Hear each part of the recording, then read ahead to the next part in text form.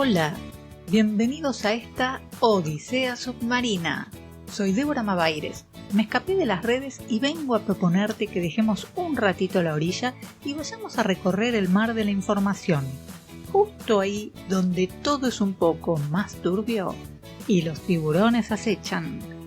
¿Me acompañas a las aguas profundas? Dale, ajustate las patas de rana. Mientras te recuerdo que esta es una producción independiente. Podés colaborar haciendo un aporte económico en el alias mavaires.mp de Mercado Pago o en mavaires.dni de Banco Provincia. Muchas gracias.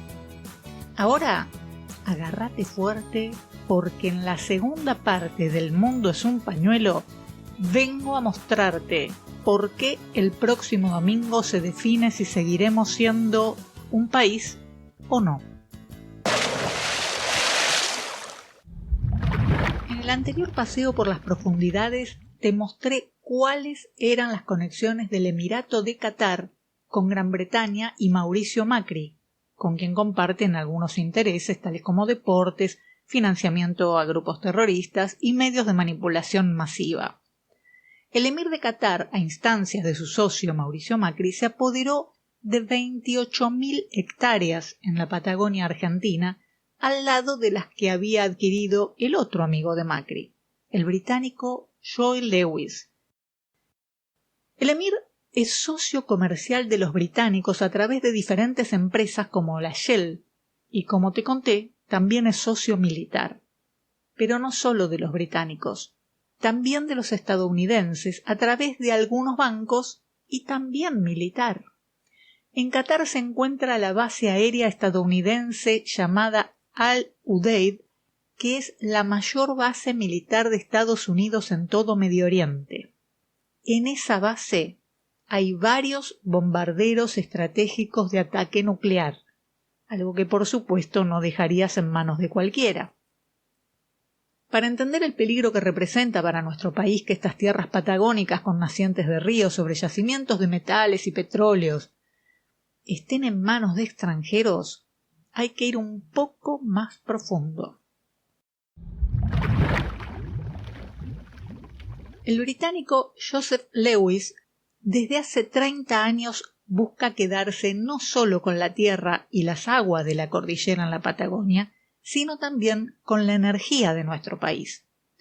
La última es que pretende la construcción de centrales hidroeléctricas dentro de las reservas naturales de la región cordillerana de Río Negro y Chubut.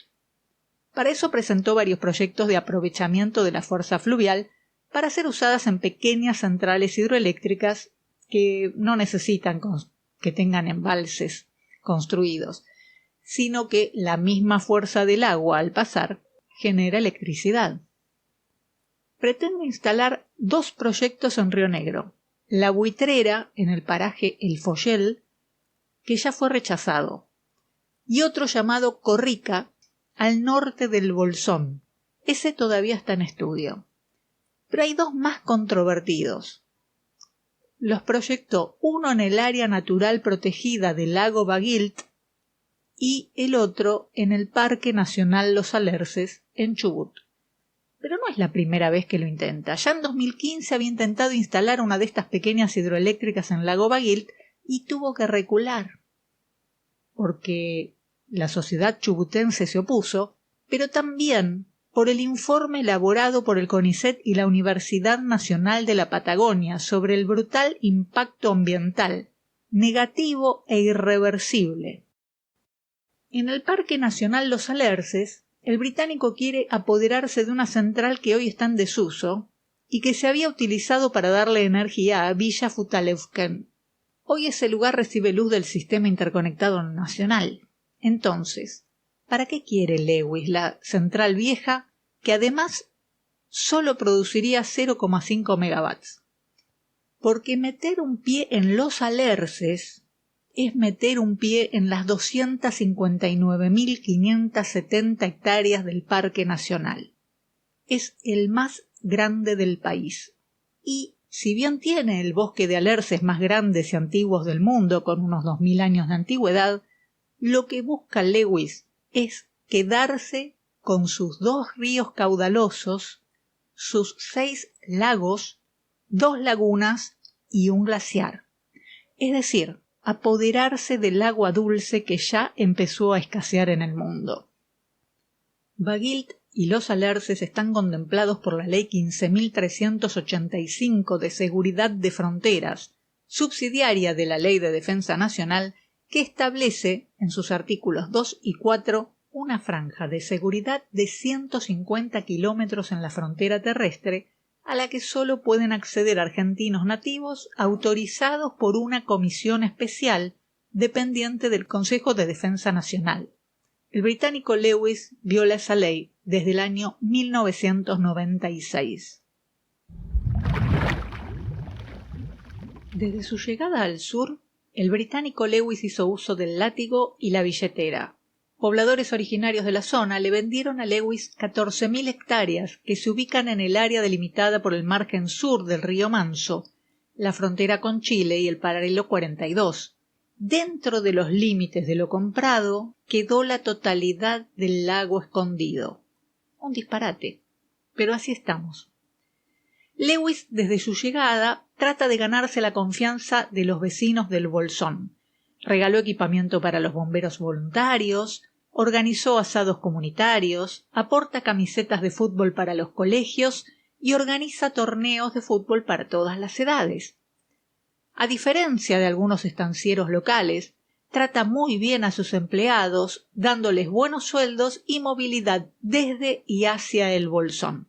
Pero si no estás dentro de la nómina e intentás pasar el día en Lago Escondido, por ejemplo, algo que según las leyes argentinas deberías poder hacer, te vas a encontrar con su grupo de matones privados. En el año 2005 tuvo problemas con la población local porque pretendía construir un aeropuerto privado y quiso comprarle 100 hectáreas a un hombre de 88 años que no tenía el título de propiedad. Pero, ¿por qué quería privatizar ese sector a como dé lugar, incluso falseando datos? Según decían los pobladores, la compra de la Pampa de Luden, así se llama el sector, representaría cortar el paso a los pequeños lagos, montes, Soberanía y Epifano. En ese lugar, además, se encuentra el caudaloso arroyo Pedregoso, que alimenta 2 usinas hidroeléctricas y los arroyos Don Bartolo y del Medio.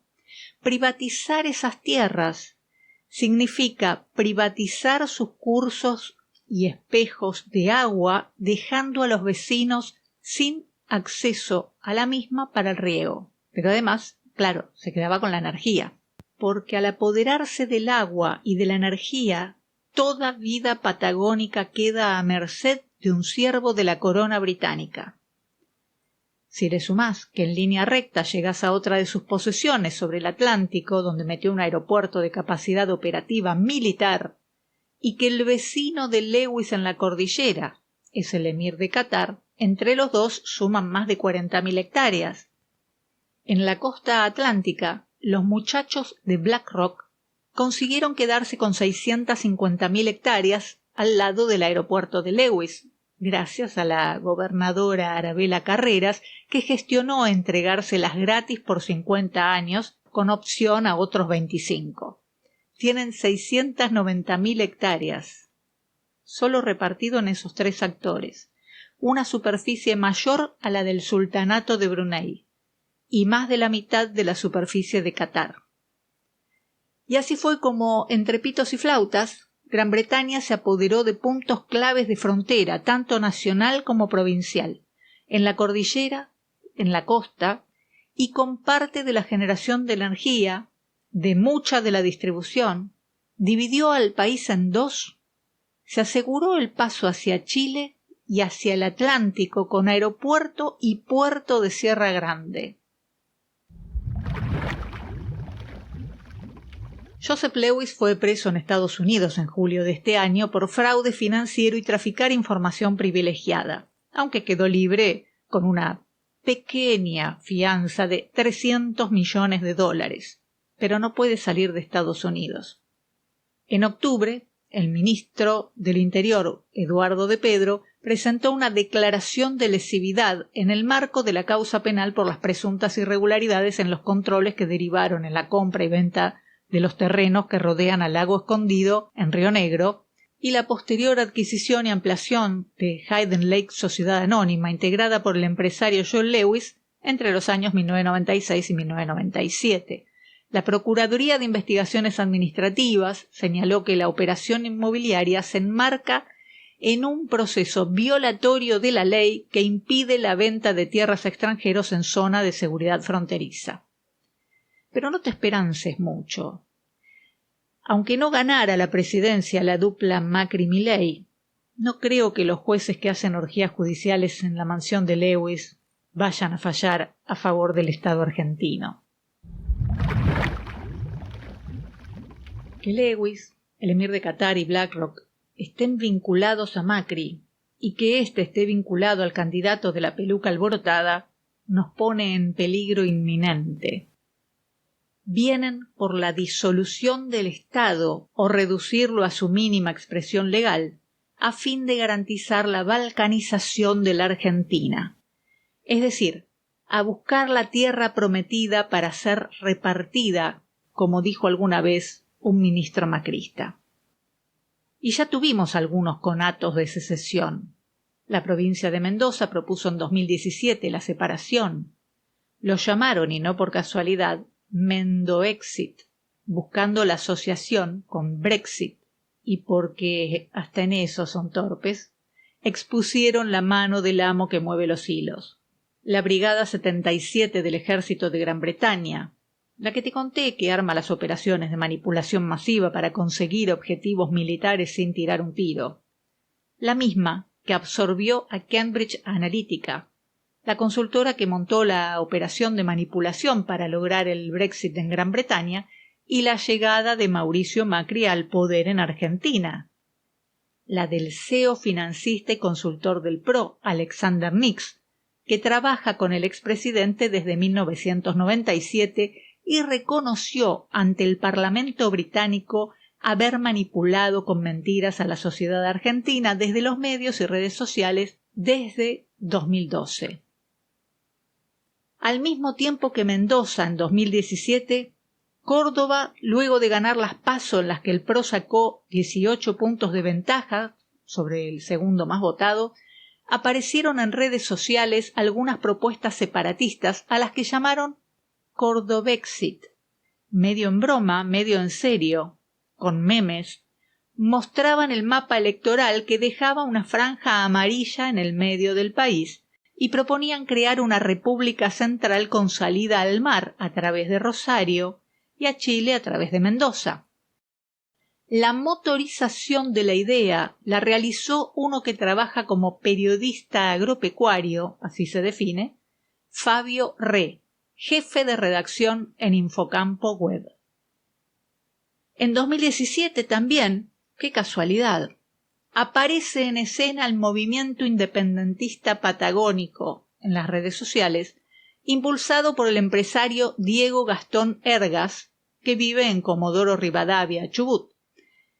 Lo novedoso es que pertenecía entonces al espacio político del Frente de Todos. Pero vamos más profundo. El 1 de mayo de 2002, con el discurso que pronunció el exgobernador Jorge Sovich al inaugurar las sesiones ordinarias de la legislatura, entre otras cosas, dijo: ¿por qué no conformar una provincia entre Neuquén y Río Negro, o entre las provincias de la Patagonia? La excusa era ahorrar gastos, y continuó su discurso diciendo que deberían recaudar sus propios impuestos, muy en consonancia con lo que desde 1998 esgrimía Federico Sturzenegger en sus columnas en el diario La Nación. Un mes y pico después, el 19 de junio de 2002, el gobernador Jorge Sovich y el entonces gobernador de Río Negro, Pablo Verani, firmaron en Viedma un documento que daba inicio a las acciones para la integración de las dos provincias. Sovich, de ancestros croatas, era socio político de Mauricio Macri. Desde el hemisferio norte le agregaron algunos condimentos, y en agosto el diario neoyorquino New York Times puso en tapa el siguiente título: Algunos en Argentina ven la secesión como respuesta al peligro económico. Nota firmada por el periodista Larry Rotter. El ancestral resentimiento hacia Buenos Aires se ha intensificado y la autonomía política, la integración regional e incluso la secesión son ahora abiertamente discutidas como solución. Y decía que se escuchaban en la Patagonia rumores de independencia. De acuerdo a estas historias, Argentina abandonaría también sus reclamos a porciones de la Antártida y permitiría a tropas norteamericanas estacionarse en Tierra del Fuego a cambio de alivio en su deuda pública. Esto es textual. Es decir, la idea secesionista de nuestro sur viene del norte y trae botas. En junio de 2020, el radical PRO Alfredo Cornejo, ex gobernador de Mendoza, propuso que la provincia debía separarse de Argentina, argumentando que la provincia de Mendoza reúne las condiciones para ser autónoma como país. Usó la carta que esgrimen algunos por derecha y otros por izquierda: el principio de autodeterminación de los pueblos, el mismo que usa la derecha para justificar a los kelpers para que decidan sobre la soberanía argentina sobre Malvinas, y el mismo que usan otros para hablar de naciones indígenas y plurinacionalismo en la Argentina. Desde diciembre de 2020 existe en Mendoza un partido político llamado Éxito, desde el que proponen la secesión. Lo dirige Hugo Laricchia, un empresario turístico, hijo de Francisco Laricchia, diputado provincial por la UCD de Alzogaray en los años 90. Hugo suele aparecer en diferentes medios y entrevistado habitualmente por La Nación, el diario de Macri, quejándose obviamente del gobierno actual. Se define como liberal, ateo y gorila anticomunista. Tiene 52 años y está casado con Mariana Silvestri, defensora general de la provincia de Mendoza, que integra la familia judicial con devoción por la injusticia y por las órdenes de Cornejo, que a ese nivel es Macri. Deudor impositivo, como todo macrista que se precie, en las redes milita a Milei con ahínco y suele acusar de nazi a cualquiera que exprese una idea que no comparta él. Si todo te parece demasiado improbable, y como tantos que andan por el país decís, es imposible, no lo va a hacer, déjame contarte que ya hay en diferentes lugares del planeta territorios pequeños que se declararon independientes, a los que llaman micronaciones. Una de ellas está a orillas del río Danubio, en la península de los Balcanes, y su nombre es Liberland. Tiene 7.4 kilómetros cuadrados de extensión, lo que la hace 3 veces más grande que Mónaco. Al dividir Yugoslavia, quedó un territorio que ninguno de los países linderos reclamó, ni Serbia ni Croacia. Y así Gornja Siga fue reclamada como propia por un político checo. Vít Jedlička, en 2015, plantó bandera y la bautizó República Libre de Liberland. Ahora bien, para ser considerado un Estado independiente se necesitan, según la Convención de Montevideo, 4 elementos: territorio, población, gobierno y capacidad de entablar relaciones con otros estados.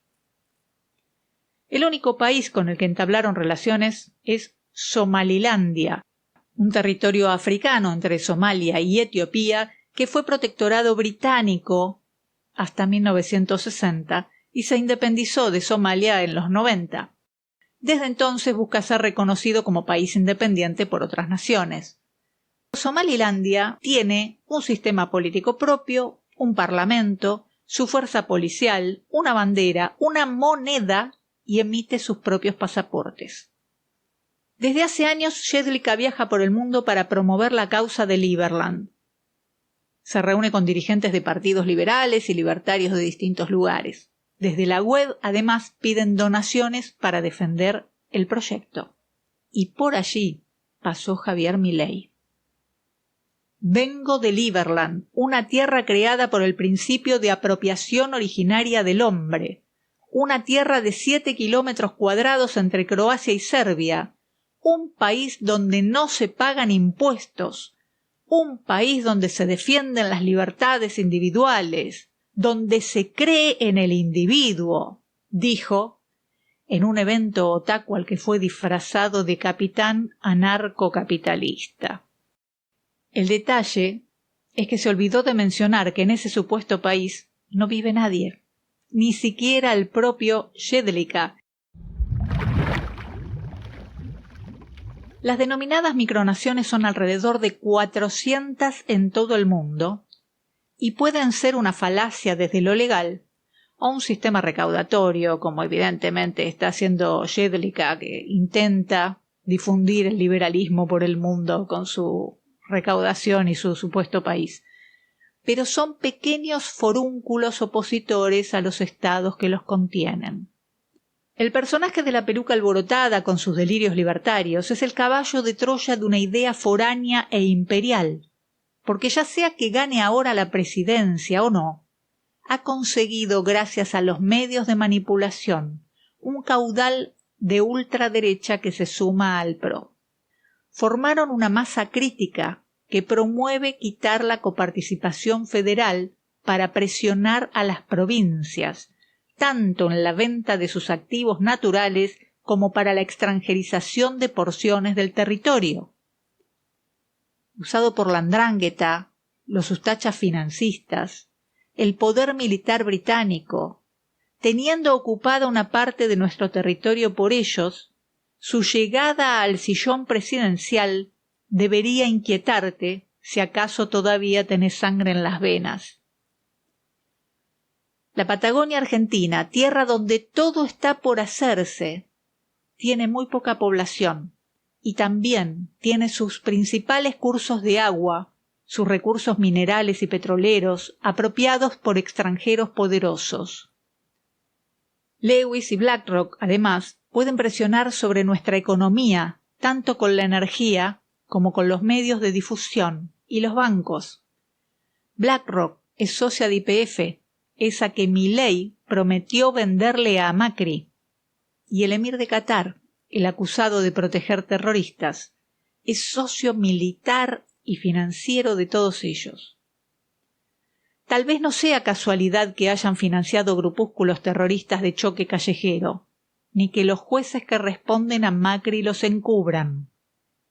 Si no lograran en unos años la secesión a través de los gobernadores, John Lewis, el emir de Qatar, o el fondo BlackRock que muchos vinculan a la CIA, podrían fogonear la creación de sus propios estados y si se propusieran defenderlo, no tendrían los problemas del checo Jedlica, porque a lo largo de estos años han demostrado que tienen los medios necesarios para convencer al mundo de que pueden ser uno o más estados independientes, según la Convención de Montevideo. Tienen territorio, población, podrían tener gobierno y capacidad de entablar relaciones con otros estados. Y por supuesto no le faltará ayuda internacional para defenderlo, ya que la base de la OTAN está en Malvinas, con un escudo misilístico israelí apuntando a Tierra del Fuego. Y aunque no llegaran tan lejos desde lo político, en la práctica se están adueñando del agua y de tierras de frontera, por lo que el Estado Nacional ya cedió su soberanía en ese sector, y el agua de varias provincias está comprometida. ¿Viste que la guerra en Medio Oriente, que parecía tan lejana, podría estar más cerca de lo que parece? El domingo no elegimos un presidente más. Elegimos el que tendrá que lidiar con estos intereses o unírseles y destruir a nuestro país. A la hora de votar, recordá que a veces hacemos lo que queremos, pero en algunas oportunidades la vida nos pone en situaciones en las que solo podemos hacer lo que se debe.